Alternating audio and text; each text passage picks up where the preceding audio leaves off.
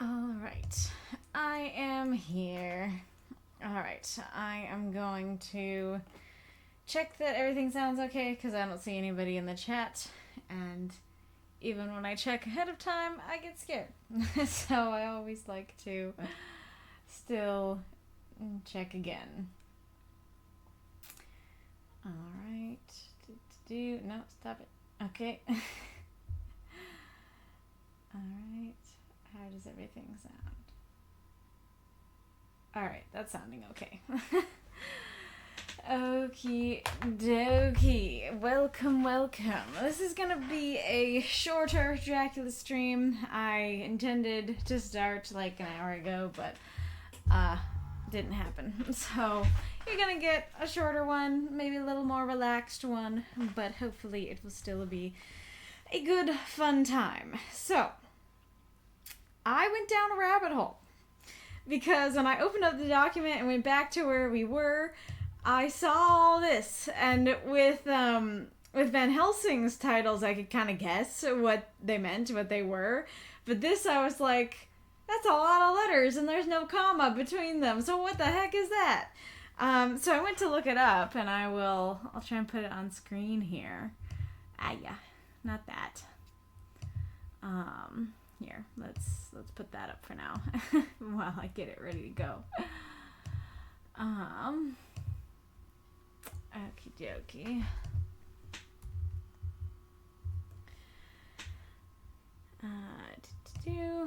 Yeah, so I found a post in the Dracula Daily Reddit asking what all the letters meant. And somebody was saying that it's separate ones and that Stoker forgot some commas. And this person said that it does look like a comma was missed. MD means medical doctor. MRCS means Member Royal College of Surgeons. LKQCPI means Licentiate of the King's and Queen's College of Physicians of Ireland. And then this person says that, let's see. Yeah, that like Hennessey's qualifications are similar to Van Helsing's, but for the Irish system. So there's a fun fact you got to learn today. They actually said, before I move on, that Van Helsing's were MD, DPhD, Lit is medical doctor, doctor of philosophy, doctor of literature. Now, the last two aren't necessarily in those subjects, although they may be, they're more of just ranks. DPH is where we get the modern PhD from. So, there you go. And then the other thing is that I saw that. Remember how I said that there was an accent in this one that I briefly saw before moving on, and so I was like, oh, I bet the accent is Irish. So let me go look up some videos on how to do an Irish accent.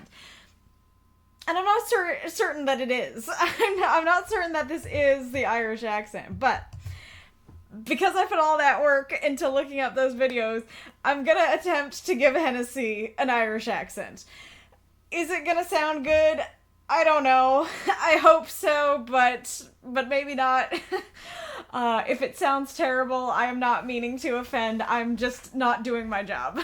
I'm just not doing a good job. But at the very least, it'll make Hennessey sound different. I was just gonna give him a generic dude voice, and so attempted, even failed Irish accent does make him sound different. So, yeah, let's try this. Let's get into this.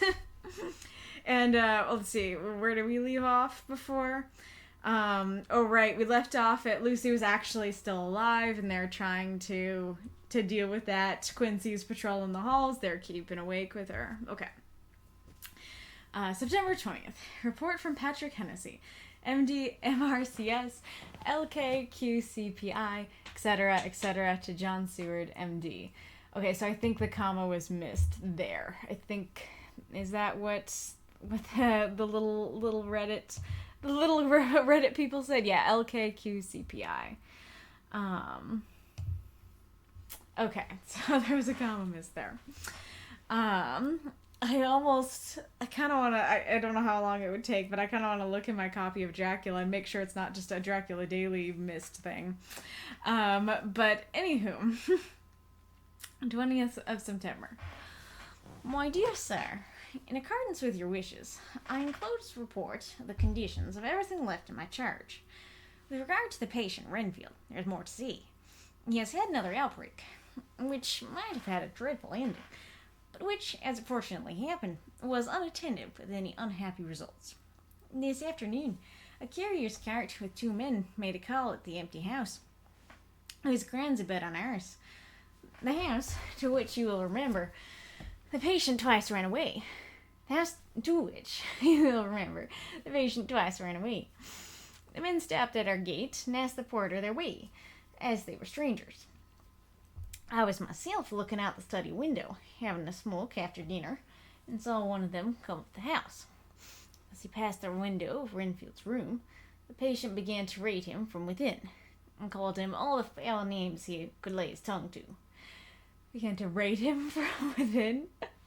Does it mean like rate as in you're a 10, you're a 5, or is it just like rate? Or do they mean it as insult or both? It could be both.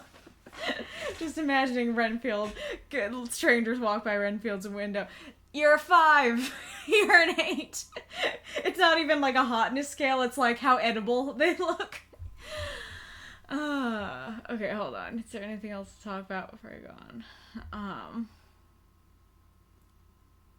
There's a lot of, like, negatives and roundabout stuff there. It's like, it might have had a dreadful ending, but as it fortunately happened, it was unattended with any unhappy results, which means it was happy, you know?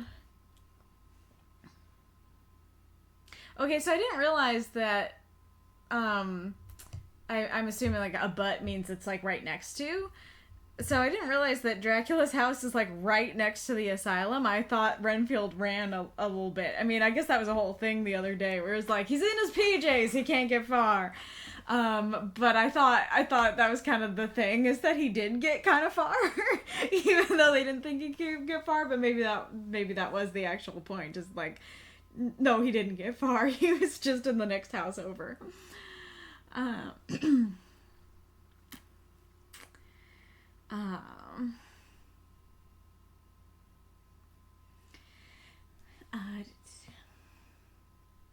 Man, who seemed a decent fellow enough, contented himself by saying to him to shut up for a foul-mouthed beggar, whereon our man accused him of robbing him and wanting to murder him, said that he would hinder him if he were to swing for it. Well, he opened the window and signed to the man not to notice. So he contented himself, after looking at the place over and making his mind as to what kind of place he had got to, by saying, "Lord bless you, sir, I wouldn't mind what was said to me in a blooming madhouse. I pity you for the governor and having to live in that house with a wild beast like that." I don't know that it's Irish, but as long as I'm doing it in Hennessey's voice, at least it's something. I asked his way civilly enough, when I told him where the gate to the empty house was, and he went away, followed by the threats and curses and reviling from our man. I went down to see if I could make out the cause for his anger, since he is usually such a well-behaved man. Except his violent fits, nothing of the kind had ever occurred. He's usually a well-behaved man, you know, except for the violent fits, you know. I don't think he's a well-behaved man if he has violent fits. I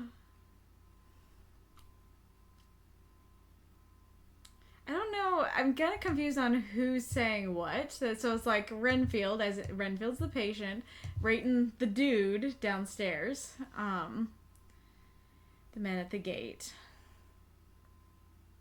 that went up to the house.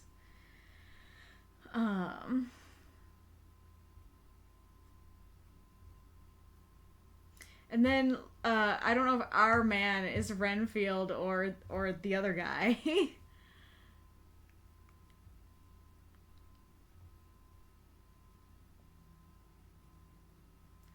Yeah, so I guess it's the new man saying like, "Ooh, I It's fine. Like, he's a madman. I don't care that he insulted me, but I pity for having to live with somebody like that.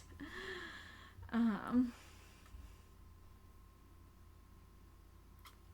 I found him, to my astonishment, quite composed and most genial in his manner. I tried to get him to talk of the instant.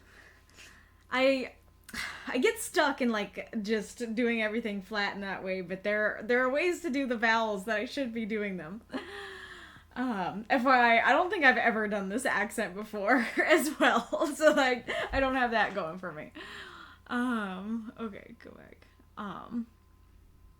Let's try it again. Well, I tried to get him to talk of the incident, but blandly asked me questions as to what it meant, and led me to believe that he was completely oblivious to the affair. It was, I'm sorry to say, however, only another instance of his cunning, for within half an hour I heard of him again. This time he had broken out through the window of his room. He was running down the avenue. Well, I called to attendants to follow me and ran after him, for I feared he was intent on some mischief. My fear was justified when I saw the same cart which had passed before coming down the road, having on it some great wooden boxes. And the men were wiping their foreheads and were flushed to the face, as if with violent exercise.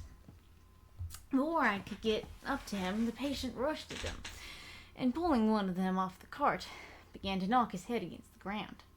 If I had not seized him just that moment, I believe he would have killed the man there and then. The other fellow jumped down and struck him over the head with the butt end of his heavy whip. It was a terrible blow, but he did not seem to mind it, but seized him also, and struggled with the three of us, pulling us to and fro as if we were kittens. You know I am no lightweight, and the others were both burly men. At first he was silent in his fighting, but as we began to master him, and the attendants were putting a straight waistcoat on him, he began to shout, So is that Renfield then? I think it's Renfield. I'll frustrate them. They shan't rob me. They shan't murder me by inches. I'll fight for my lord and master. Okay, it was. And all sorts of similar incoherent ravings. It was with very considerable difficulty that they got him back to the house and put him in the padded room. One of the attendants, Hardy, had a finger broken. However, I said it all right, and I said it all right, and he's going on well. Let's see.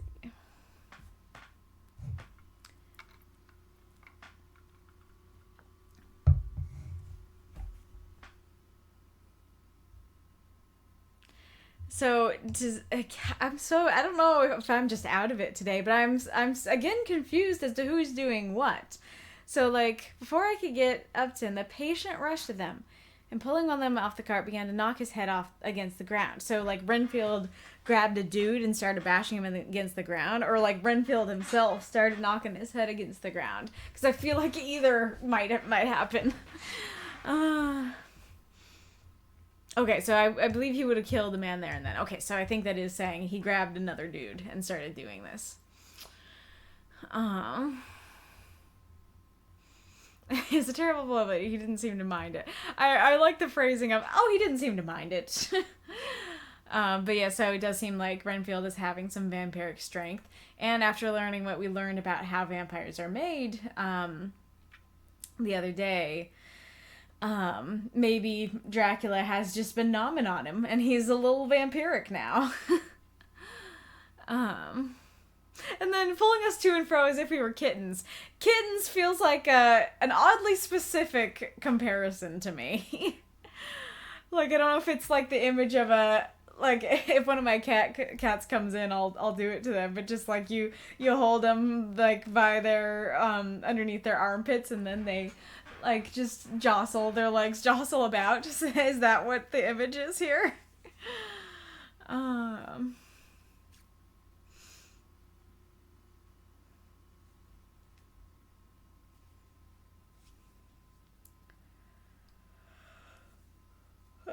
Interesting. Okay, so it was Renfield talking about, he's gonna rob me.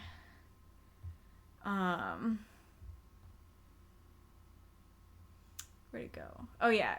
Robbing him and wanting to murder him. So I think that was Renfield, because he's saying it again here. Interesting. I wonder why that's the fear that Renfield has at the moment.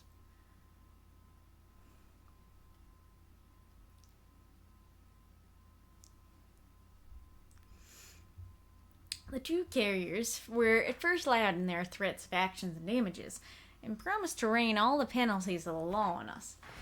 Their threats were, however, mingled with some sort of indirect apology for the defeat of the two men. Two of them by a feeble madman. He's not feeble. They said that if it had not been for the way their strength had been spent in carrying and raising the heavy boxes to the cart, they would have made short work of him. They gave as another reason for their defeat the extraordinary state of drouth to which they had been reduced by the dusty nature of their occupation and the reprehensible distance from the scene of their labors of any place of public entertainment. I quite understood their drift, and after a stiff glass of grog, or rather more of the same, and with each a sovereign in hand, they made light of the attack, and swore that they would encounter a worse madman any day for the pleasure of meeting so bloomin' good a bloke as your correspondent. I took their names and addresses in case they might be needed. They are as follows: Jack Smollett of Dudding's Rents, King George's Road, Great Walworth and Thomas Snelling, Peter Farley's Row, Guide Court, Bethnal Green. They are both in the employment of Harrison Sons, Moving and Shipment Company, Orange Master's Yard, Soho. I shall report to you any matter of interest occurring there, and shall wire you at once if there is anything of importance. Believe me, dear sir, yours faithfully, Patrick Hennessey. I wish I did that accent better. I think I just got stuck.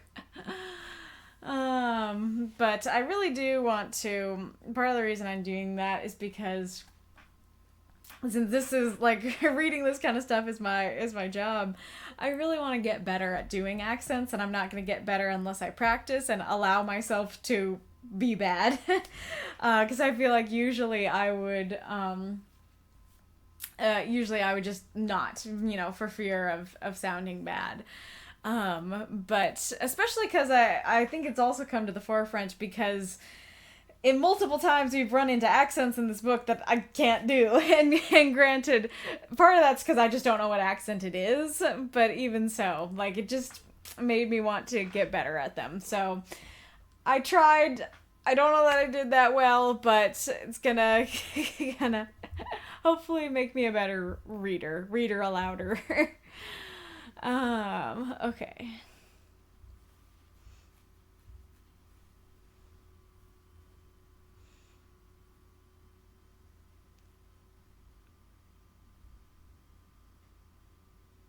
So the police came, or the dudes that were at the house? I'm not sure.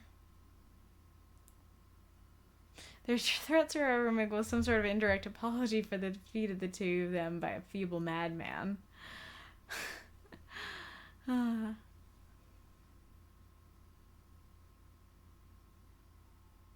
Okay, so I guess it is the two guys who showed up at the door, and they're like, "Oh, sorry." I don't know if they're saying, yeah, I think they're saying, "Oh, sorry you got done in by a feeble madman, and we would have helped if we weren't tired from carrying the boxes." Granted, if they are the boxes that have the Romanian dirt in them, then those probably are heavy. Oh yeah, let's look up what druth means.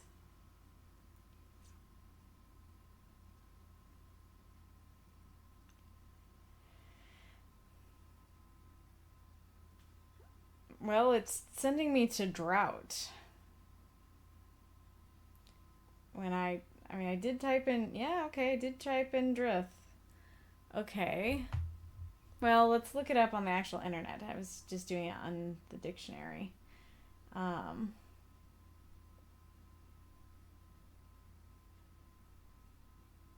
Okay, I mean a drought or thirst. So it might. Where is it? It might be thirst. So yeah, extraordinary state of thirst. Okay, to which they've been reduced. Okay, that makes sense. After a stiff glass of grog, wild that he called it grog. And then he like bribed him. And then he's just like complimenting himself, which is weird that I don't know if it's weird that we haven't seen this sooner, but it's just like, oh yeah, they were just so happy that they met me that they like brushed it all off. And granted, I think it's more about they were happy that they met my money. They were happy that they met my grog and my money. But still. Like, you didn't have to include that in your letter that they called you a bloomin' good bloke. And if this is, I don't know if this is, the other ones were in August, but, okay, so,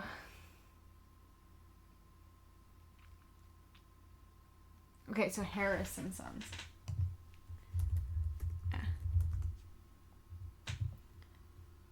Is it okay? It is just there. All right. So either it was in July or they weren't mentioned before. I was gonna say, I talked before about how I didn't think the letter about the shipment of Dracula stuff to his house was needed. But if this is the same guys, then maybe it was.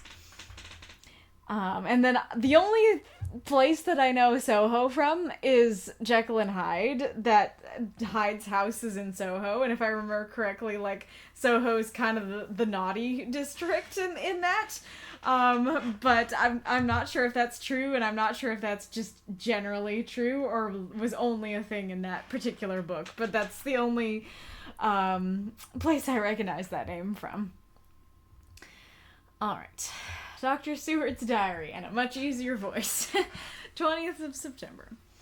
Only resolution and habit can let me make an entry tonight. I am too miserable and too low-spirited, too sick of the world and all in it, including life itself, that I would not care if I heard this moment the flapping of the wings of the angel of death. Okay, starting depressed. I wonder if that means that Lucy has departed from this world after all. I feel like that's fair that probably a lot of people who do keep a diary have days like that where it's like, only resolution and habit are making me do this. And then it escalates. It's like, I'm miserable, I'm low-spirited, I'm sick of the entire world and everything in it. It's like, okay, that escalated quickly. And then this, of course, makes me think of Dracula, flapping around as a bat, which I'm sure is intentional on Stoker's part. Okay. Actually, that wasn't the part I'd read, but... And he's been flapping those grim wings to some purpose of late. Lucy's mother and Arthur's father, and now... Let me get on with my work. Okay, so that means Lucy's mother and Arthur's father are both dead, and one other person is dead as well, and it's probably Lucy. I duly relieved Van Helsing in his watch over Lucy. We wanted Arthur to go to rest also, but he refused at first. It was only when when did Arthur arrive? I thought Quincy sent him a letter, but I didn't remember. Oh, here. Oh, yeah, okay. I was talking about him getting choked up with emotion. Okay. So he did arrive. All right. All the boys are here. Sorry if you can hear the plane outside. Oh, wrong thing.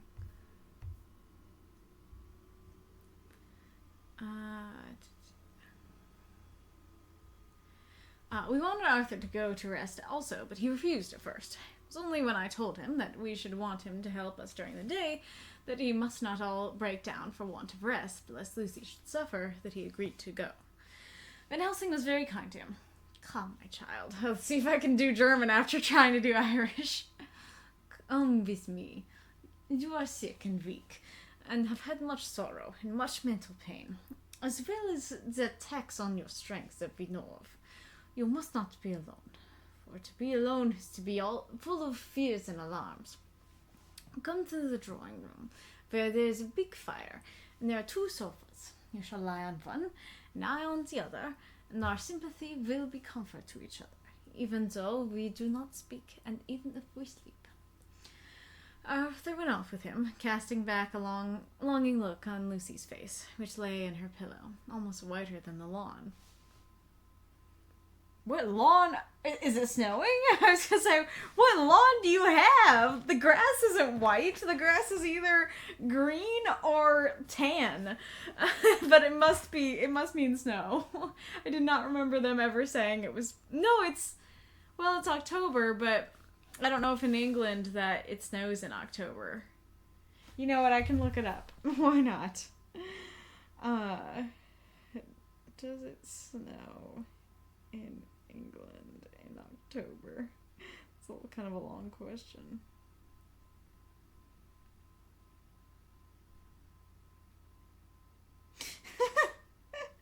I don't know exactly if this is like a thing from this year or something, but the first result is autumn is well and truly upon us. Despite the cooling temperatures, forecasts of snowfall in October are likely to be met with raised eyebrows. Okay, there's like a thing on Quora that just says, has it ever snowed in October in the UK? And then I see the top answer says, it's not common, but it happens. So that's sounding like it might not be the case. It's sounding like it might not be snow. So what do you mean the lawn is white then? I don't understand. Alright. Also, Van Helsing is being awesome as usual, just being like, Arthur's like, oh, I want to go, and Van Helsing's like, I will go with you. I'll be on one couch, you can be on the other. Either we can talk, we can sit in silence, we can go to sleep. Super nice. Like, that's just a good friend. That's awesome. And like, yeah, that's also very true that like being alone when you're like in this state is not a good idea generally. So he's just a good dude. I love hate the alliteration. A longing look on Lucy's face which lay in her pillow. It sounds nice, but it's hard to say. She lay quite still, and I looked around the room to see that all was as it should be. I could see that the professor had carried out in his room, as in the other, his purpose of using the garlic. The whole of the window sashes reeked with it, and round Lucy's neck, over the silk handkerchief, which Van Helsing made her keep on, was a rough chaplet of the same odorous flowers. Lucy was breathing somewhat stertorously, and her face was at its worst, for the open mouth showed the pale gums. Her teeth, in the dim, uncertain light, seemed longer and sharper than they had been in the morning. In particular, by some trick of the light, the canine teeth looked longer and sharper than the rest. I sat down by her, and presently she moved uneasily. At the same moment, there came a sort of dull flapping or buffeting at the window. I went over to it softly, and peeped out by the corner of the blind. There was a full moonlight, and I could see that the noise was made by a great bat, which wheeled around, doubtless attracted by the light, although so dim, and every now and again struck the window with its wings. When I came back to my seat, I found that Lucy had moved slightly, and had torn away the garlic flowers from her throat. I replaced them as well as I could, and sat watching her. Ah, yeah, I didn't think about that. So the fact that she's turning into a vampire herself means she's not gonna like the garlic anymore. I still don't get why Dracula's just slamming himself against the window. Like, you'd think that it would be more of like he's like in his bat form sitting on the window and like staring ominously into the room. But the fact that it's just like he's just like smacking his wings against it. What is that? What is the purpose of that? And then I didn't realize, so, where'd it go? Her teeth in the dim uncertain light seemed longer and sharper than they'd been in the morning, which is interesting because I don't think Dracula went to go see her since the morning, because they've been like really good at patrolling. So it seems like it's just happening now. Like, she's just turning into a vampire on her own, and maybe she doesn't need to be, bitten anymore for it to continue getting worse. I don't know if that means that I don't know if she can or can't be saved at this point. Like, I genuinely don't know what happens in Lucy's story, because it could be that she just dies. It could be that she, like, they think she's dead and they try to bury her, but she, like, comes back up as a vampire. It could be that she just turns into a vampire and leaves. It could be that she just turns into a vampire and they try to help her. It could be a lot of things. It could be that she turns into a vampire and they have to kill her. Like, I don't know. She could turn into a vampire and become one of Dracula's brides. There are many options here. And a lot of them, all of them really, not good.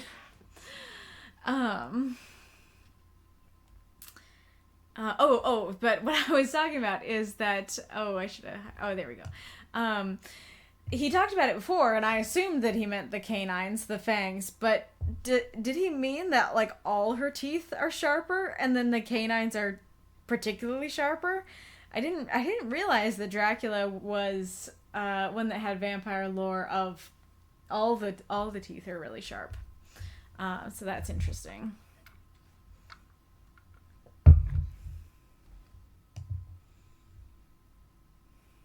And are bats attracted to lights? Once again, no harm looking it up. Are bats attracted? Yeah, attracted to light.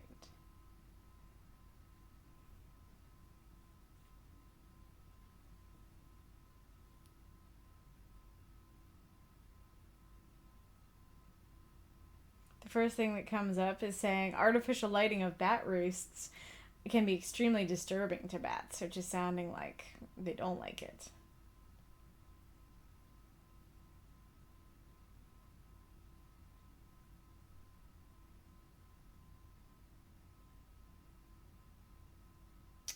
Oh.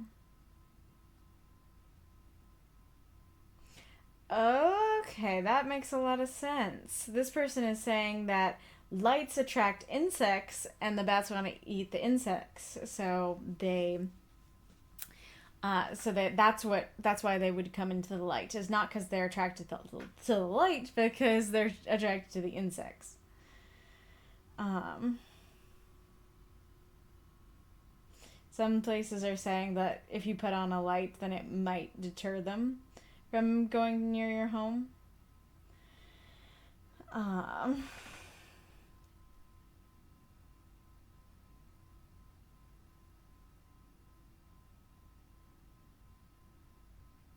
Okay, this seems to be a pest website, and it's saying many people believe that lights deter them.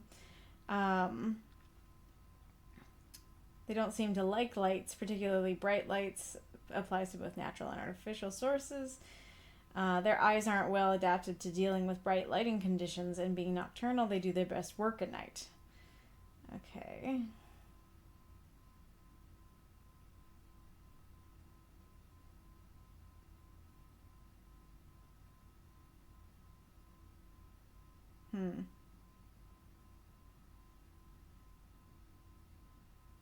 Saying that lights seldom work to get them to stay away from your house.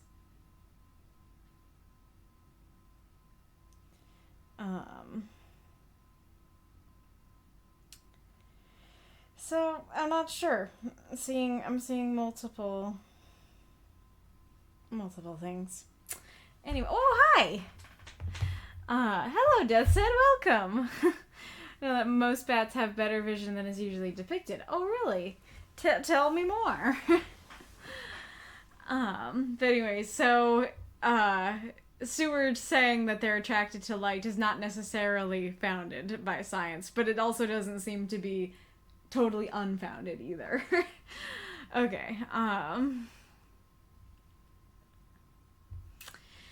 Presently she woke, and I gave her food, as Van Helsing had prescribed.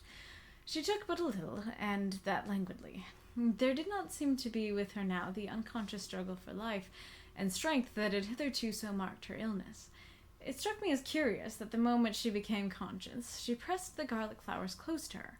It was certainly odd that whenever she got into that lethargic state, with this stertorous breathing, she put the flowers from her, but that when she waked, she clutched them close. There was no possibility of making any mistake about this. In the long hours that followed, she had many spells of sleeping and waking, and repeated both actions many times. Yep. So when she's actually conscious and most human, then she wants them and doesn't want Dracula to get near her. But when she's, not conscious, her vampire tendencies are leaking in and making her not want it next to her. I don't know more than that, just that fun fact. Very fair. Okay, I need to look up stertorous.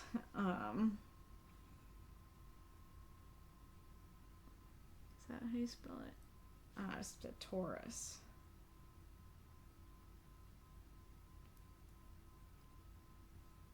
Oh, maybe. Stertorous. Stertorous? Okay.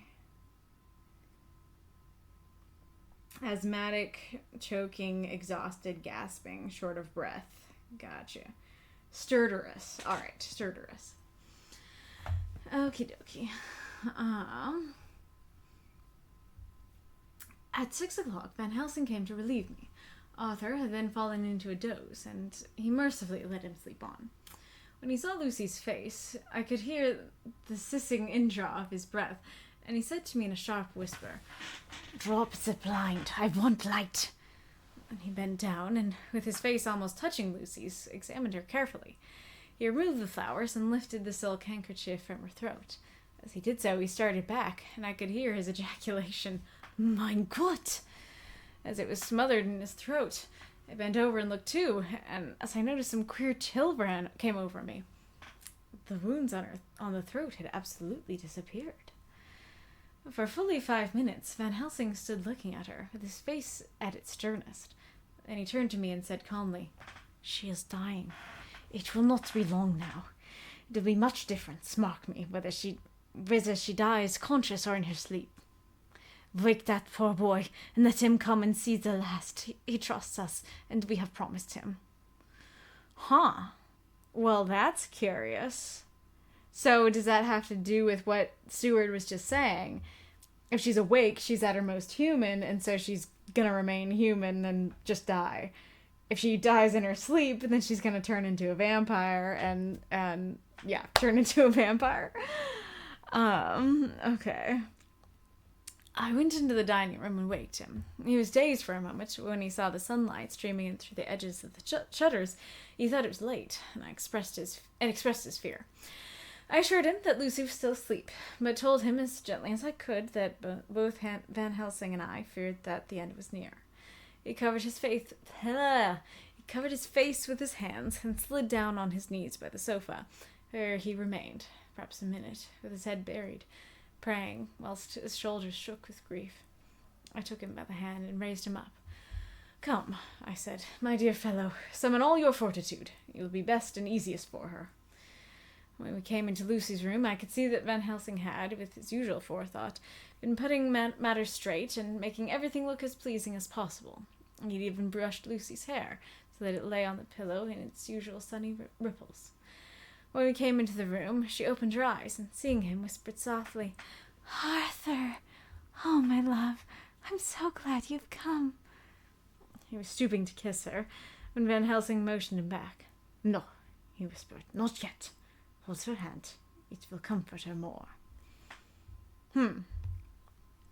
So Arthur took her hand and knelt beside her, and she looked her best, with all the soft lines matching the angelic beauty of her eyes. Then gradually her eyes closed, and she sank to sleep. For a little bit her breast heaved softly, and her breath came and went like a tired child's. And then insensibly there came the strange change which I had noticed in the night. Her breathing grew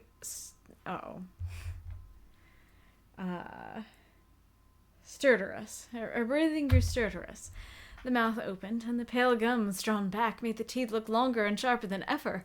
In a sort of sleep-waking, vague, unconscious way, she opened her eyes, which were now dull and hard at once, and said in a soft, voluptuous voice, such as I had never heard from her lips, "Arthur, oh, my love, I'm so glad you come. Kiss me." Arthur bent eagerly over to kiss her, but at that instant Van Helsing, who, like me, had been startled by her voice, swooped upon him, and catching him by the neck with both hands, dragged him back with a fury of strength which I never thought he could have possessed, and actually hurled him almost across the room. "Not for your life," he said. "Not for your living soul and hers." And he stood between them like a lion at bay. Okay, so I guess she still has a living soul, because I was gonna say, why'd you let her go to sleep? if it mattered that she stay awake and die awake, don't let her go to sleep.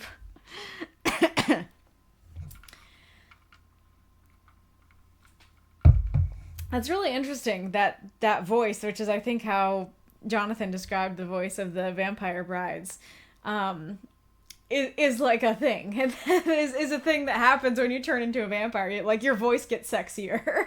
I have never heard of that as being a part of becoming a vampire. Alright. And to be fair, like, Van Helsing did set Arthur up for failure here. He was like, hold her hand first. You can kiss her later. And then she's like, hey, kiss me. And he's like, okay, later it is. It's time. Van Helsing said it was okay. Alright. Arthur was so taken aback that he did not for a moment know what to do or say. Before any impulse of violence could seize him, he realized the place and the occasion and stood silent, waiting. I kept my eyes fixed on Lucy, as did Van Helsing. We saw a spasm of rage flit like a shadow over her face, the sharp teeth champed together. Then her eyes closed, and she breathed heavily. Very shortly after, she opened her eyes in all their softness, and putting out her poor, pale, thin hand, took Van Helsing's great brown one. Drawing it to her, she kissed it. "My true friend," she said in a faint voice, but with untellable pathos. "My true friend and his. Oh, guard him, and give me peace." "I swear it," he said solemnly, kneeling beside her and holding up his hand, as one who registers an oath. Then he turned to Arthur and said to him, "Come, my child. Take her hand in yours, and kiss her on the forehead, and only once." Their eyes met instead of their lips, and so they parted. Lucy's eyes closed, and Van Helsing, who had been watching closely, took Arthur's arm and drew him away. And then Lucy's breathing became stertorous again, and all at once it ceased. "It is over," said Van Helsing. "She is dead." I took Arthur by the arm and led him away to the drawing room, where he sat down and covered his face with his hands, sobbing in a way that nearly broke me down to see. I went back to the room and found Van Helsing looking at poor Lucy. His face was sterner than ever. Some change had come over her body. Death had given back part of her beauty, for her brow and cheeks had recovered some of their flowing lines. Even the lips had lost their deadly pallor.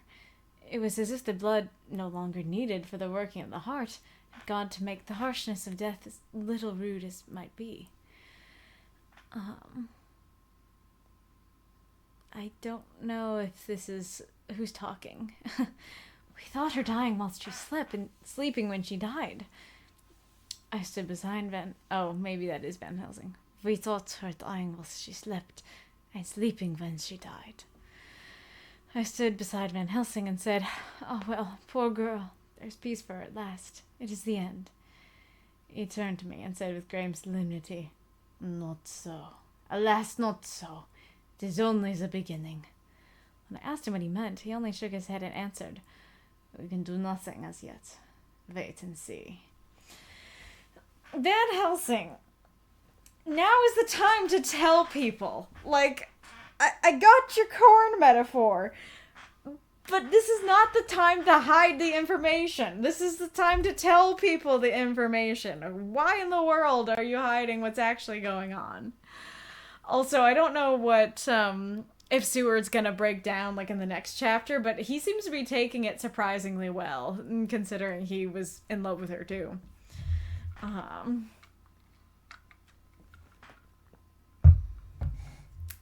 I like the harshness of death, as little rude as it might be. Of course, I know it's because she's turning into a vampire, but and poor Arthur didn't get his promised kiss. Like, right? Didn't Van Helsing say that? Yeah, he said not yet. So, false advertising, Van Helsing. He never got to kiss her. And I don't know what kissing her would have done, other than, like, if already it was a problem before she turned on her sexy voice, if kissing her would have still been an issue. Maybe it is just like the teeth. If he would have gotten bitten if he kissed her. All right. And then I don't know why he'd have to kiss her on the forehead only once, like what that whole ritual was about. Hello, welcome, Nevermore. I've never seen the movies, and this is my first time reading it, so I have no idea. All right.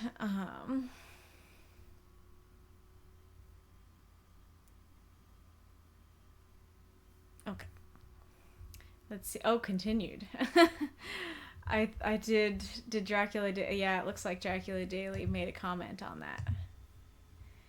At here, today's entry is technically dated on September 20th as part of Seward's diary for that day. There's also a chapter break between yesterday and today, and the events definitely cover the next day, and it makes for an awfully long day. Thus, I'm delivering it to us today. I talked to Bram Stoker. He said it was cool. Okay, so that's why it says that. Okay. Watch Francis Ford Coppola's Dracula. It has Keanu Reeves. Gotcha. Good to know. Alright. How long is this one? Oh man. It is a long one.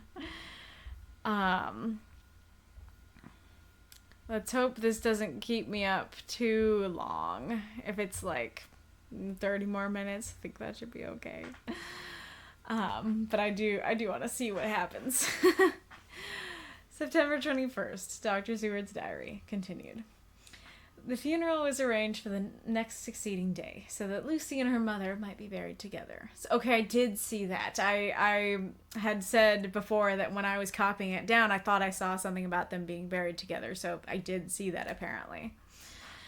I attended to all the ghastly formalities, and the urbane undertaker proved that his staff were afflicted, or blessed, with something of his own obsequious suavity. Who is this undertaker? We've never met this guy. We don't know how suave he is. What are you talking about? Even the woman who performed the last offices for the dead remarked to me in a confidential, rather professional way, when she had come out from her death chamber, "She makes a very beautiful corpse, sir. It's quite a privilege to attend on her. It's not too much to say that she will do credit to our establishment." Is that something you want to hear? Like, does that feel like a compliment or an insult? Because I feel like it could be either way. Oh, nice. That definitely sounds like there are some good actors in it. Yeah, I'm surprised I haven't seen it before. But anyways, yeah, like, because on the one hand, it feels like, oh, it's nice, it's a compliment, like, this is just somebody who sees this all the time. They're technically saying something nice, but at the same time, they're not, like, honoring her as a person, and they're instead just, like, treating her as, like, a corpse in an advertisement, so, I don't know, I'm sort of leaning towards don't like it. I noticed that Van Helsing never kept far away. This was possible from the disordered state of things in the household. There were no relatives at hand, and as Arthur had to be back the next day to attend at his father's funeral... Oh, poor Arthur! He has to go to 2 funerals two people he really loves right, like, days apart. Oh, that's horrible. There were no relatives at hand, and as Arthur had to be back the next day to attend his father's funeral, we were unable to notify anyone who should have been bidden. Under the circumstances, Van Helsing and I took it upon ourselves to examine papers, etc. He insisted... Hi, kitty. Well, hello. Well, hello. Kitty cat. Yeah, there's a kitty.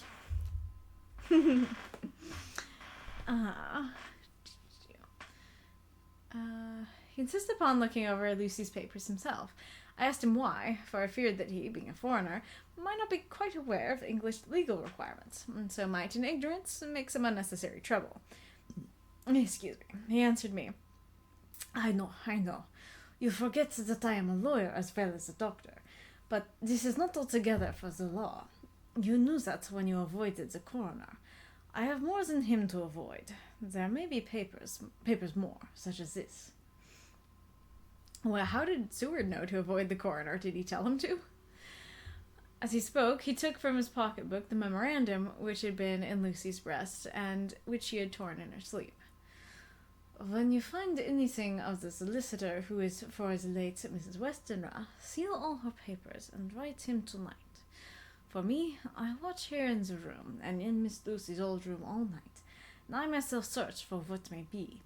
It is not well that her very thoughts go into the hands of strangers. Interesting. So he's saying to protect the memorandum, I think.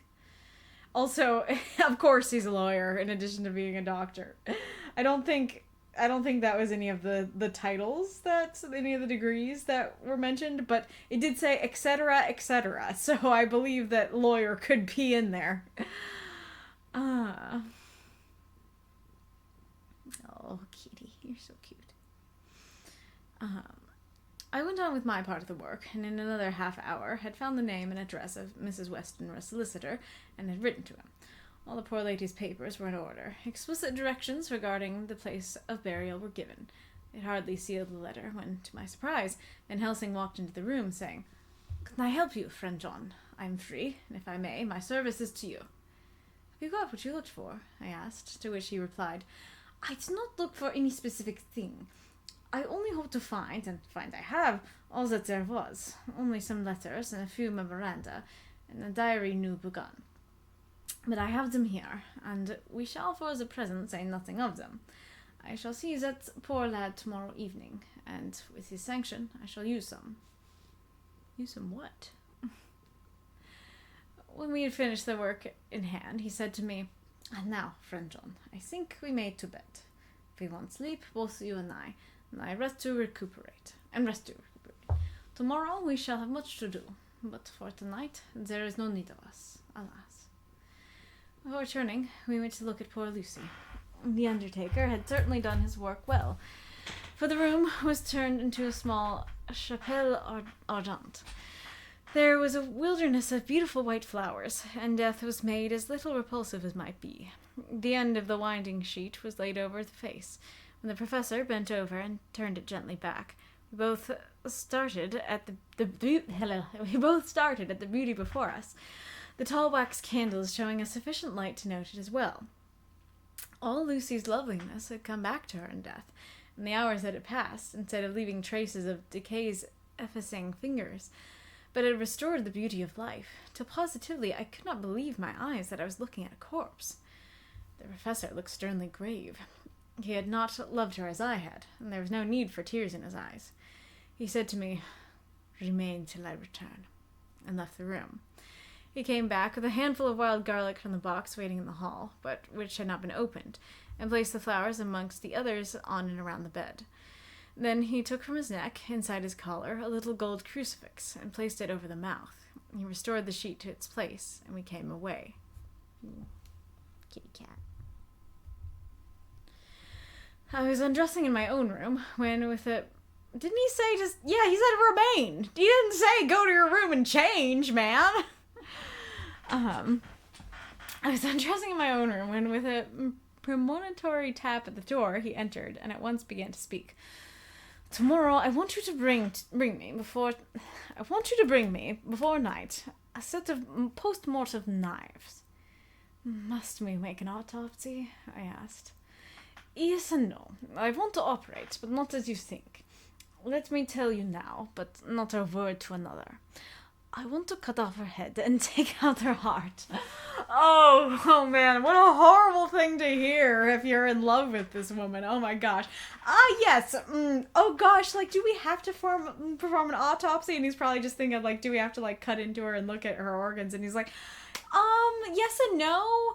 We need to cut off her head and take out her heart. And it's like, that's so much worse. Like, give a man some warning. Yeah, exactly.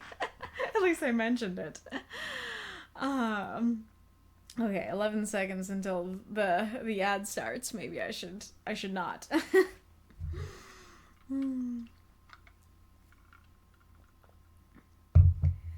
Alright, let's see. Hi, kitty. Here, come back. I need to show you for the ad. We need to do kitty ad time. But as usual, it doesn't start right away. Kitty, kitty. Come here, kitty. Kitty ad time. Oh my goodness, you're cute. Come on, Ad. Come on, Ad. Oh, you're so cute. Oh, he purring. You like that, Bella? You like snuggling?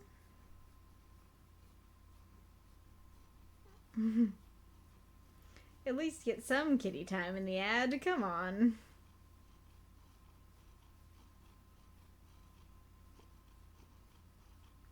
There we go.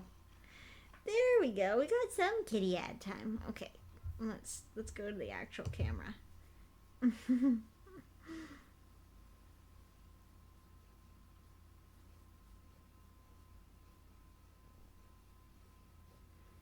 Her purr is so quiet, I doubt you can hear it. But... Okay, that's all the kitty ad time, apparently. Ah, wrong thing.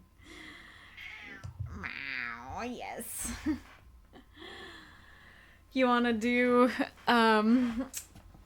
the story thing? You want to go back and forth, or do you want to just sit and wait? If you have ideas for what to do during the ad, let me know. Because the kitty is not staying. Maybe I can show her on the floor. Yeah, okay. Can do a little more kitty time in that sense. Bella, Bella. You're cute. Cute kitty cat.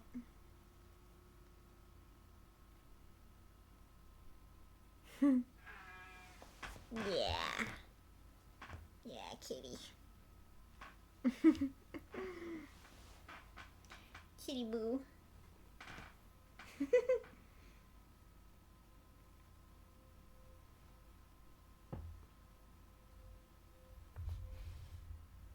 Now I'm in the way. Now I'm in the way of the view of the cat.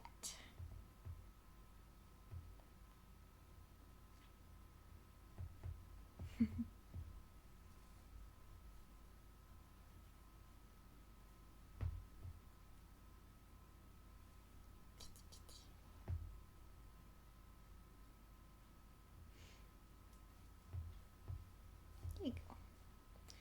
There you go.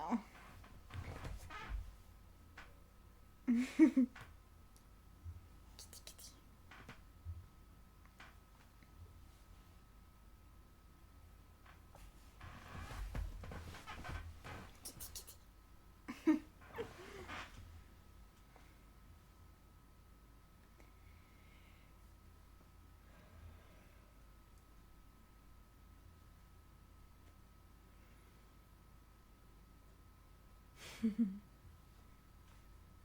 Bella, Bella, Bella. Bella, Bella, Bella. Oh, are we back? It's green again.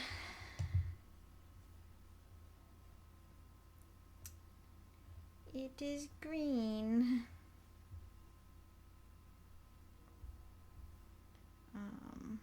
Let's check over here. Okay. It says over here live but maybe unstable.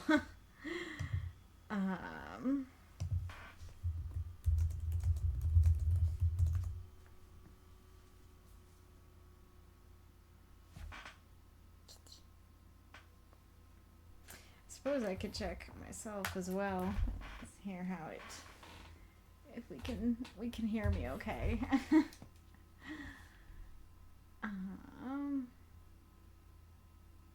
What? We just had an ad. Don't give me another ad, excuse me? Hello?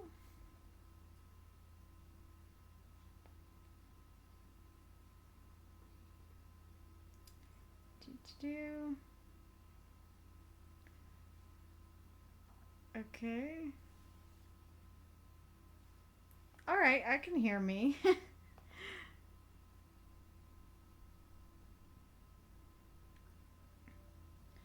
Alright, I think we're back. I'm a little unsure because I'm not hearing any responses in the chat, but considering I could hear myself, I think we're alright. Alright.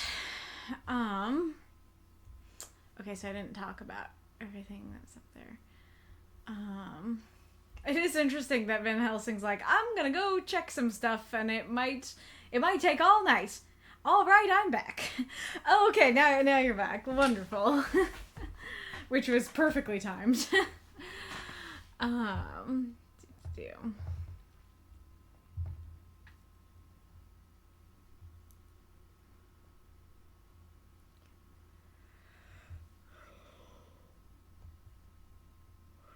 It's interesting because I didn't know that was a thing that they. I mean, I don't know.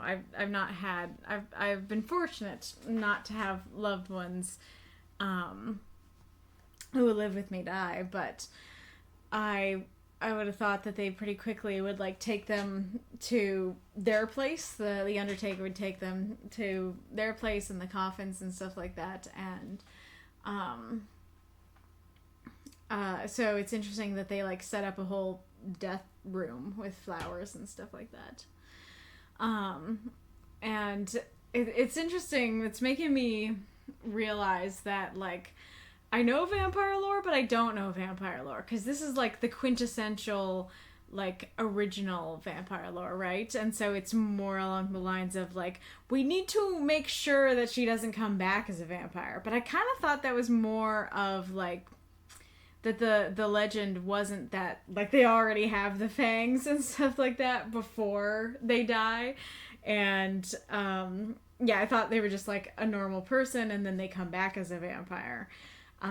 But it looks like that isn't the lore. It looks like the lore is no, they're already starting to turn into a vampire and death won't hold them. So we gotta put garlic and crucifixes on them and get out their heart and stuff. Okay, so let's redo this part. Tomorrow I want you to bring me before night a set of post-mortem knives. Must we make an autopsy? I asked. Yes and no. I want to operate, but not as you think. Let me tell you now, but not a word to another. I want to cut off her head and take out her heart. Ah, you a surgeon and so shocked. You whom have seen with no tremble of hand or heart do operations of life and death that make the rest shudder. Oh, but I must not forget, my dear friend John, that you loved her, and I have not forgotten it. For it is I that shall operate, and you must only help. He shouldn't have to help! This poor man! Like, do you not have other staff? Like, what about Hennessey? Do you really have to have the guy who loved her help cut off her head? Oh my goodness. I would like to do it tonight, but for Arthur, I must not. He will be I would like to do it tonight, but for Arthur, I must not. He will be free after his father's funeral tomorrow, and he will want to see her, to see it. Then, when she is coffined ready for the next day, You and I shall come when all sleep. We shall unscrew the coffin lid and shall do our operation, and then replace all, so that none know, save we alone. So, is the plan for her to have a closed coffin funeral so nobody knows? Or is the plan for them to, like, do it, but, like, make it look like the head's still on? Like, don't really know what the plan is. But again, Van Helsing, you need to tell Seward what's happening, because this is so much more horrible. If it's just like, let's cut off her head and chop off her, let's cut off her head and take out her heart and make it look like that didn't happen. And like him calling her an it and stuff like that, like all of this would make sense. Ad, what is going on? Like, my goodness.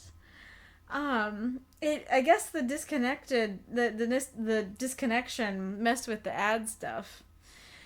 But yeah, like, what is the reason to hide it? I don't feel like there's any. Yeah, exactly. I see Seward's next line. But why do it at all? The girl is dead. Why mutilate her poor body without need?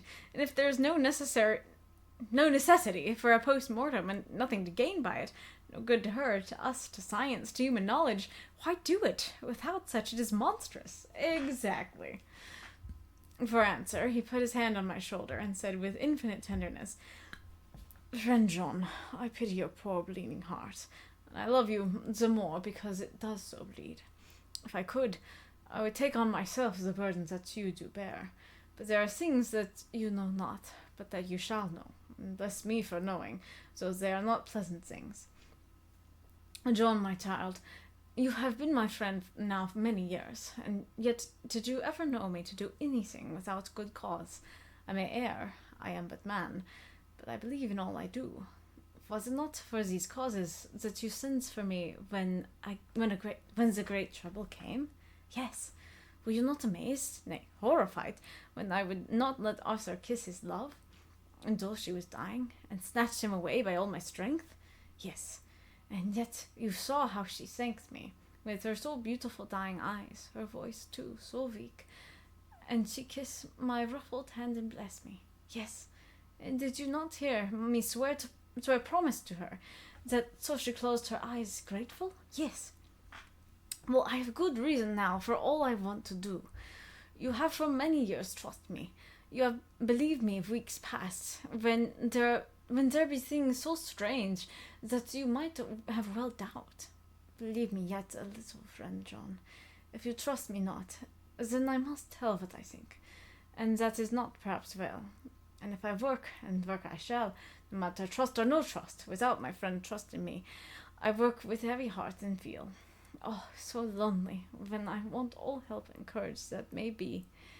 He paused a moment and went on solemnly, Friend John, there are strange and terrible days before us. Let us not be two, but one, and that so we work to a good end. Will you not have faith in me? I took his hand and promised him. I held my door open as he went away, and watched him go into his room and close the door. As I stood without moving, I saw one of the maids pass silently along the passage. She had her back towards me, so did not see me, and go into the room where Lucy lay. The sight touched me. Devotion is so rare, and we are so grateful to those who show it unasked to those we love. Here was a poor girl, putting aside the terrors which she naturally had of death, to go watch alone by the bier of the mistress whom she loved, so that the poor clay might not be lonely till laid to eternal rest. That is really sweet. Again, like, yes, you do have good reason for doing this, Van Helsing, but you don't have good reason to keep it from Dr. Seward. At least not a good reason that I can see. I do like the line about him being a bleeding heart.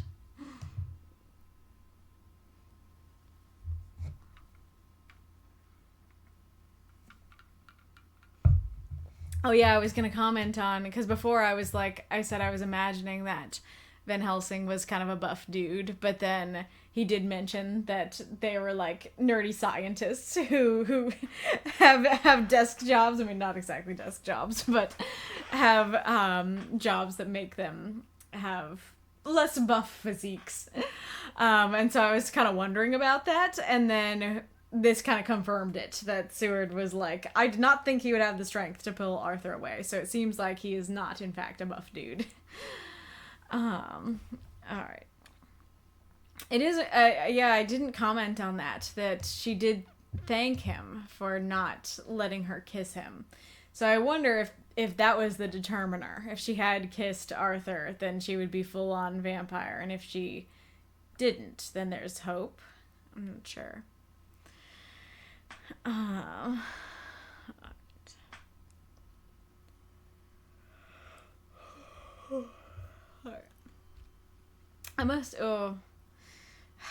I have one last snooze to use, and then I have to let it go.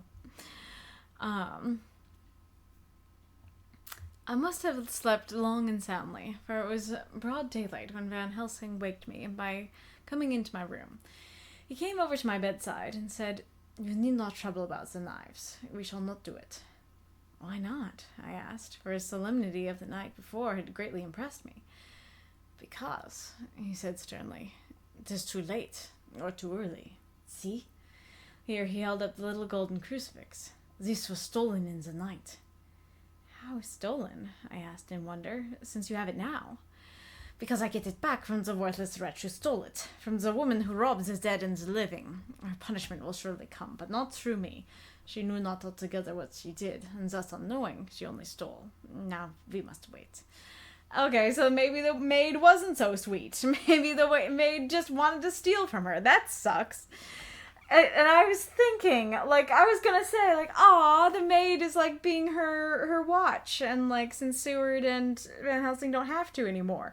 Oh, no, they had to, and they had to from her. Like, I don't remember how he phrased it before, but he was saying, like, it just is, like, this terrible luck that everything keeps going wrong, and it's happening even after she died. He went away, on the word. And then, like, oh, yeah, I was gonna say, I don't know why, like, shouldn't cutting off her head still work? That seems like a pretty foolproof plan to me. Even if the crucifix was stolen, like, cutting off her head, taking out her heart, that should do the job of keeping her from coming back as a vampire. I don't think the crucifix in the night, I mean, I'm sure it's a helpful precaution, but it doesn't feel like that's the most necessary part. It feels like relieving her of her head is the necessary part. He went away on the word, leaving me with a new mystery to think of, a new puzzle to grapple with. The forenoon was a dreary time, but on noon the solicitor came, Mr. Marquand of Holman Sons, Marquand in Litterdale. He was very genial and very appreciative of what we had done, and took off our hands all cares as to details. During lunch, he told us that Mrs. Westenra had for some time expected sudden death from her heart, and had put her affairs in absolute order. He informed us that, with the exception of certain entailed property of Lucy's father, which now, in default of direct issue, went back to a distant branch of the family, the whole estate, real and personal, was left absolutely to Arthur Holmwood. When he had told us so much, he went on.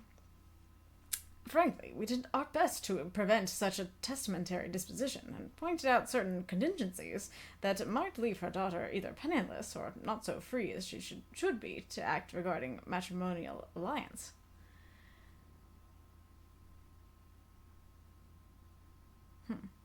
Indeed, we pressed the matter so far that we almost came into collision, for she asked us if we were or were not prepared to carry out her wishes. Of course, we had then no alternative but to accept. We were right in principle, and 99 times out of 100 we should have proved by the logic of events the accuracy of our judgment. Frankly, however, I must admit that in the case any other form of disposition would have rendered impossible the carrying out of her wishes, for by her predeceasing her daughter, the latter would have come into possession of the property, and even had she only survived her mother by 5 minutes, her property would, in case there were no will, and a will was a practical impossibility in such a case, have been treated at her decease as under intestacy. In which case Lord Godalming, though so dear a friend, would have had no claim in the world, and the inheritors, being remote, would not be likely to abandon their just rights for sentimental reasons regarding an entire stranger. I assure you, my dear sirs, I am rejoiced at the results. Perfectly rejoiced. I don't feel like I fully understood that, but I think the gist is that, like, if Lucy had died... Well, wait a second. Actually, that's a little confusing.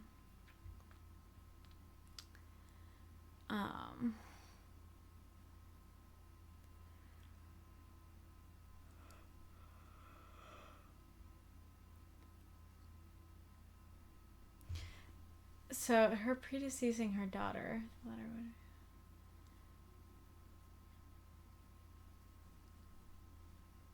Okay, I guess I misunderstood in that sense, too. Okay. Yeah, I'm not sure, because, now the ad is coming, and I can't snooze it. Because I was thinking they were saying, like, Lucy died first, and so then, Lucy had no will, and so it's a good thing she died first, so that the mother's will does go into play. But no, that isn't what happened. Like, her mother died first, and then Lucy died, and so I don't really understand how that helps anything, and how, like, if she planned for it to go to her daughter, then how she also planned for it to go to Arthur. Like, I don't really get what's going on there. If you guys know, please do tell me. And then, like, there are the contingencies that would leave her penniless or not so free to act regarding a matrimonial alliance. Like, if she left her everything, that wouldn't leave her penniless, so I don't really understand. Alright.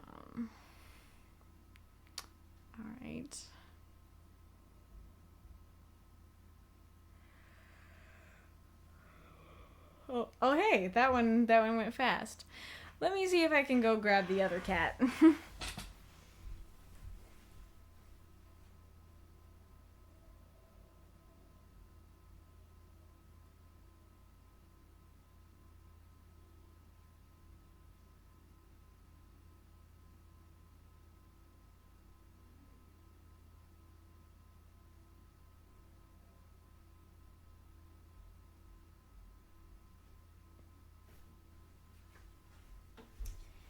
Well, I did it. I found him. Uh-oh, the stream is freezing again? But it's green. But the thing is green. Why is it freezing, Bobo? Why is it freezing?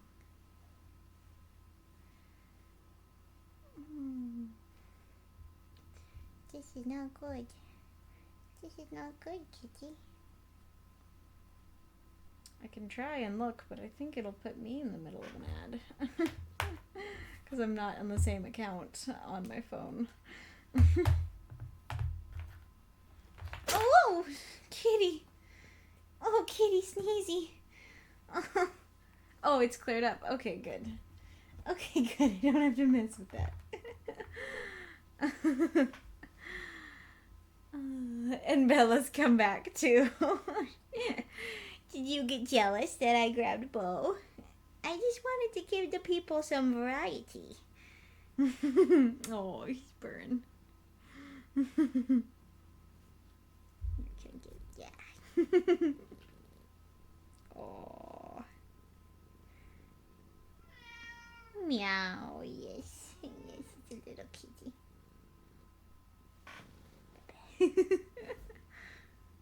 Can you hear him purring? Oh. Love you so much, Bo. Just the sweetest little kitty.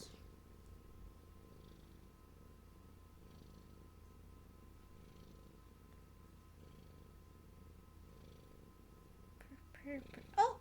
You getting up? Are you getting up? Oh. There you go. Purr, baby. Oh no. Don't be hacking. Don't be hacking, baby. Oh no. Oh, sneeze. Oh, gross. Oh, gross, baby. Oh, no. Oh, baby.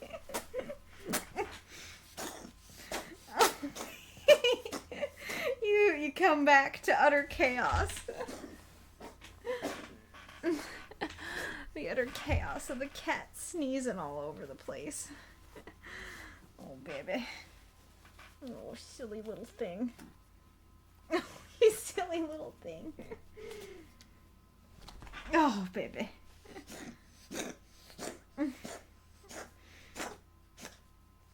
Oh, sweetie pie. Okay.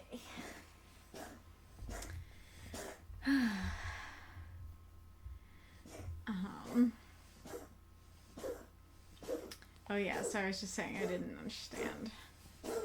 He's okay, by the way. He does this a lot. Oh, baby, did you bonk your head? Oh, sweetness. Baby cat. I did not bring you in here to disturb you so. Oh, kitty cat. Oh, kitty cat. Oh, you poor thing. Oh, you poor thing. Baby.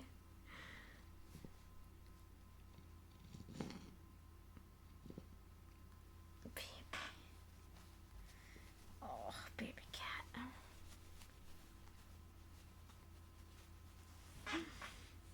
All right. Let's go on. He was a good fellow, but his rejoicing at the one little part in which he was officially interested of so great a tragedy was an object lesson in the limitations of sympathetic understanding. I feel like that also happened earlier with the Undertaker people. He did not remain long, but said he would look in later in the day to see Lord Godalming. His coming, however, had been a certain comfort to us, since it assured us that we should not have to dread hostile criticism as to any of our acts. Arthur was expected at 5 o'clock, so a little before that time we visited the death chamber. It was so in very truth, for now both mother and daughter lay in it. The Undertaker, true to his craft, had made the best display he could of his goods, and there was a mortuary air about the place that lowered our spirits at once. Van Helsing ordered the former arrangement to be adhered to, explaining that, as Lord Godalming was coming very soon, it would be less harrowing to his feelings to see all that was left of his fiancée quite alone. The Undertaker seemed shocked at his own stupidity, and exerted himself to restore things to the condition in which we left them the night before. Then when Arthur came, such shocks to his feelings as we could avoid were saved. What was the difference? Did they remove her mom? Like, I don't feel like that would be a problem.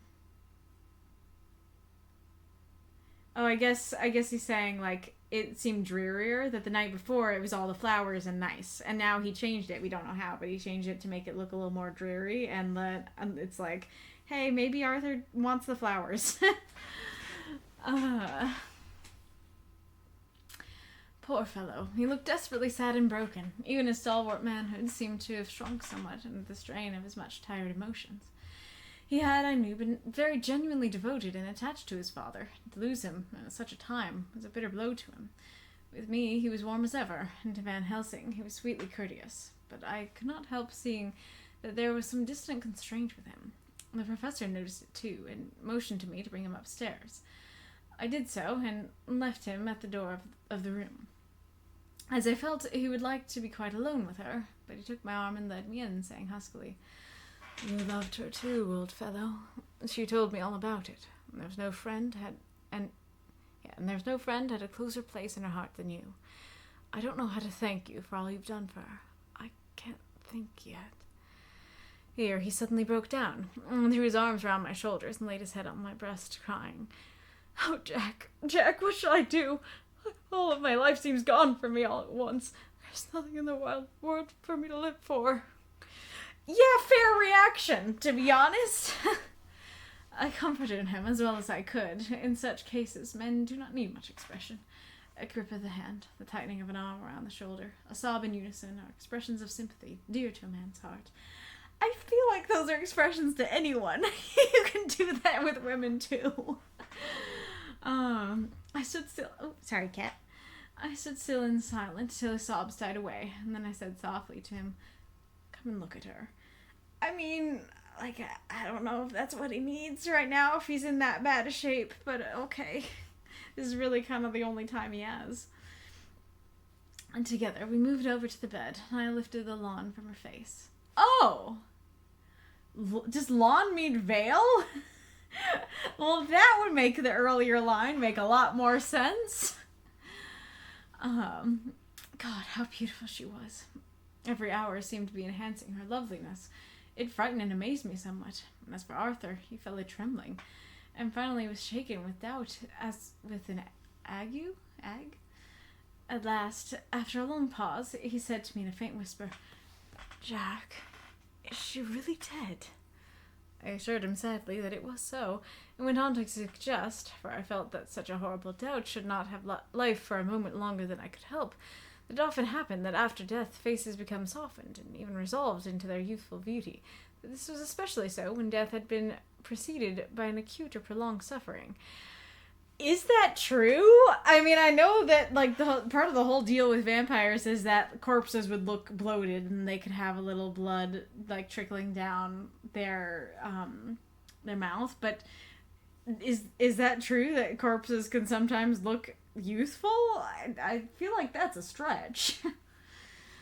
I seemed to quite do away with any doubt, and after kneeling beside the couch for a while and looking at her lovingly and long, he turned aside. I told him that must be goodbye, as the coffin had to be prepared. So he went back and took her dead hand in his and kissed it, and bent over and kissed her forehead. He came away, fondly looking back over his shoulder at her as he came. I left him in the drawing room and told Van Helsing that he had said goodbye, so the latter went to the kitchen to tell the undertaker's men to proceed with the preparations and to screw up the coffin. When he came out of the room, again I told him of Arthur's question, and he replied, "I'm not surprised. Just now I doubted for a moment myself." We all dined together, and I could see that poor Art was trying to make the best of things. Van Helsing had been silent all dinner time, but when we had lit our cigars, he said, "Lord," but Arthur interrupted him. No, not that. For God's sake, not yet at any rate. Forgive me, sir. I did not mean to speak offensively. It is only because my loss is so recent." The professor answered very sweetly, "I only used that name because I was in doubt. I must not call you Mr., and I have grown to love you. Yes, my dear boy, to love you, as Arthur." Arthur held out his hand and took the old man's warmly. Oh, I thought he was praying. I thought he was, like, doing some death prayer. And he's like, "No, don't do the death prayer." But it's like, no, he's like the Lord of, what is it called? Like, starts with an H and ends with a ton, doesn't it? But yeah, so he's the Lord of this house, which is like the one good thing going for his life now, is that he has a cool house now, which is really unfortunate. That's the only good thing going on. "Call me what you will," he said.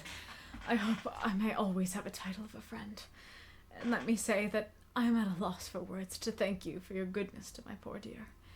He paused a moment and went on. "I know that she understood your goodness even better than I do, and if I was rude or in any way wanting at that time you acted so, you remember," the professor nodded, "you must forgive me." He answered with a grave kindness, "I know it's hard for you to trust me then, for I trust such violence needs to understand, and I take it that you cannot trust me now, for you do not yet understand. But there are more times when I shall want you to trust me when you cannot, and may not, and must not yet understand.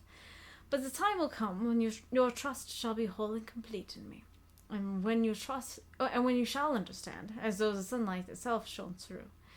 Then you shall bless me from first to last for your own sake, and for the sake of others, and for her dear sake, to whom I sought to protect."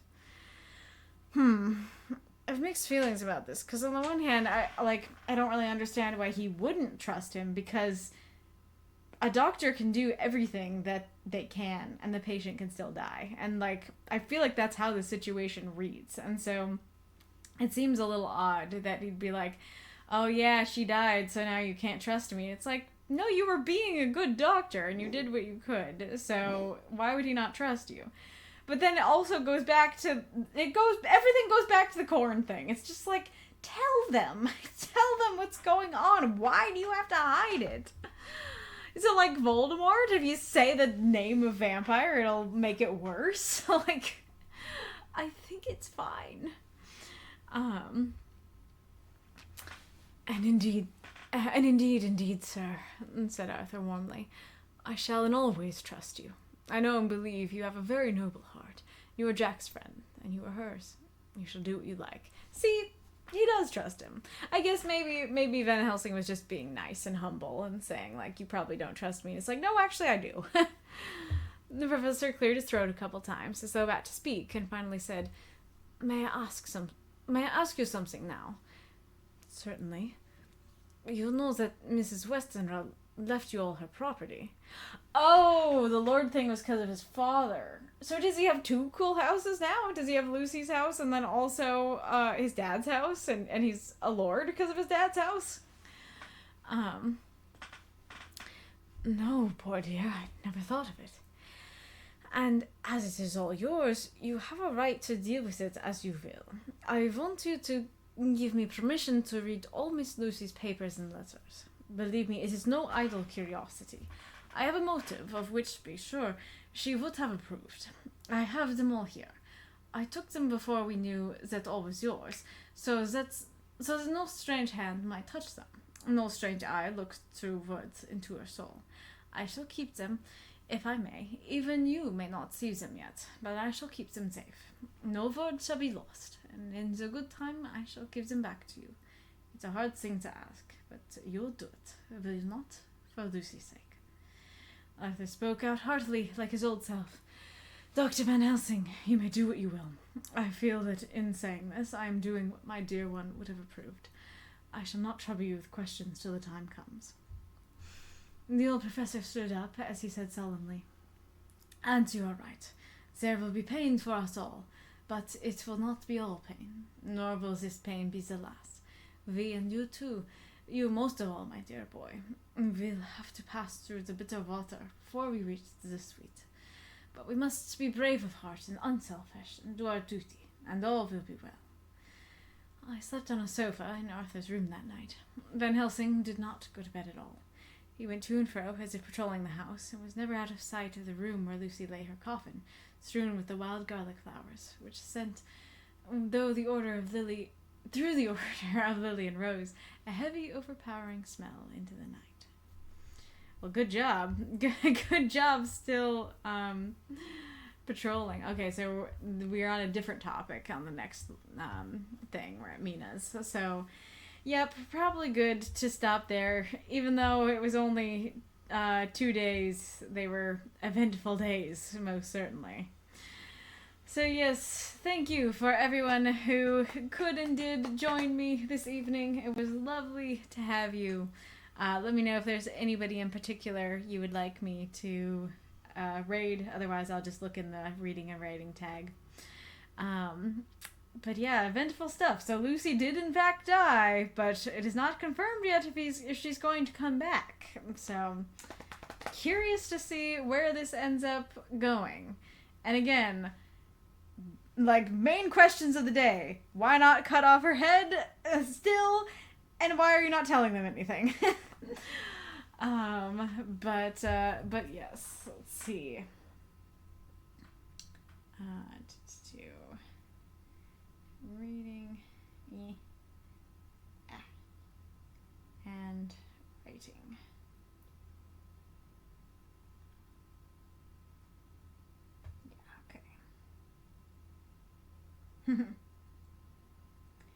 It looks like there's somebody reading. That looks good. Yep, okay. I don't know who this person is, but they're reading a book, so seems like a fitting thing. Okay.